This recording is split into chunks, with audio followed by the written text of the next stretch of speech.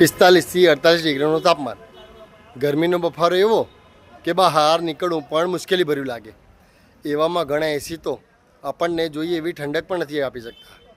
પણ પ્રકૃતિ દ્વારા લહેરાતા ઝાડોને આપણે જોઈએ. નમસ્તે, હું સમીર જાદવ, મણિનગર, અમદાવાદથી વિડીયો બનાવવાનો આજે 28મો દિવસ. આજની વાત લહેરાતા ઠંડા પવનની.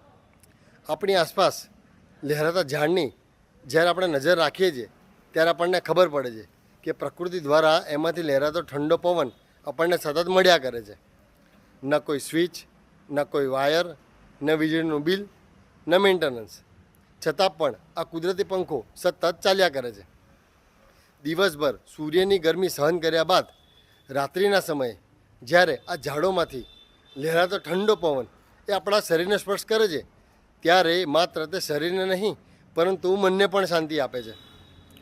આપણે ઘણીવાર એસી, કુલર અને ટેકનોલોજીની વાત કરીએ છીએ, પણ પ્રકૃતિએ તો વર્ષો પહેલાં જ આપણને આ સુવિધા વિનામૂલ્યે આપી છે, જેનું મૂલ્ય આપણે સમજતા નથી.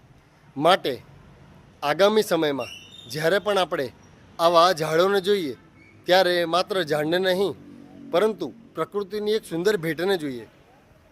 કારણ કે આ ઝાડો જે આપણને આજે ઠંડો પવન આપી રહ્યા છે એ જ આવનારા સમયમાં આપણા જીવનને સુખદ બનાવી શકે છે. આજનો આપણો દિવસ શુભ રહે. જય માતાજી, જય શ્રી કૃષ્ણ, જય અંબે, વંદે માતરમ, ભારત માતા કી જય.